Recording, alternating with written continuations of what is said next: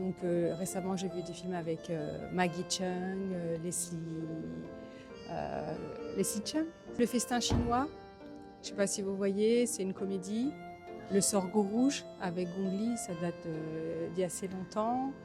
Moi, j'ai bien aimé Les cendres du temps. Et des films de King Ho aussi, comme Touch of Zen, Dragon Inn.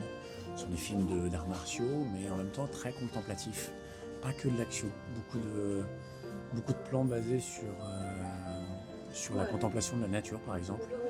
Donc entre les moments d'action sont, comment dire, entrecoupés par des moments de contemplation sur ce qui se passe dans la vie, sur les animaux, sur la vie rurale. Et particulièrement, j'ai un souvenir assez fort de Millennium Mambo.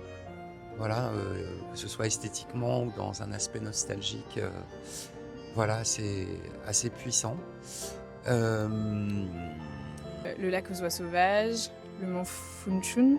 J'aime bien Tony Leung dans les films de Wong Kar-wai et je l'ai découvert avec In the Mood for Love et comme il revient dans beaucoup de films, j'ai pu le revoir et je trouve qu'il joue très bien. Il est très beau aussi. Donc ça mélangé, j'aime beaucoup le voir dans les films. Les actrices que j'ai bien aimées chinoises, il y avait Gong Li évidemment, Maggie Cheung, Zhang Ziyi, Le secret des poignards volants. Voilà, je me rappelle de ce film avec Takeshi, je crois Kanishiro.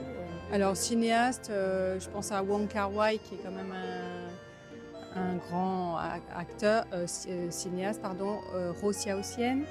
Voilà. Certains films de Jia Zhangke, pas tous. J'aime beaucoup les premiers. Je sais pas comment c'est en chinois, Kiao, qui était très bien, j'avais beaucoup aimé. Et puis c'est intéressant ce qu'il développe sur l'histoire de la Chine. Le travail documentaire de Wang Bing. J'ai pas de genre préféré, c'est plutôt lié à une écriture singulière d'un réalisateur ou d'une réalisatrice. Mais ça peut être tout genre confondu.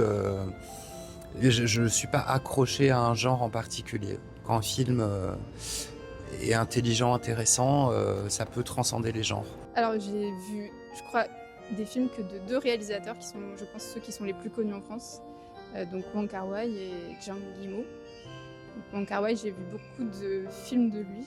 Donc, In the Mood for Love, 2046, Chungking Express.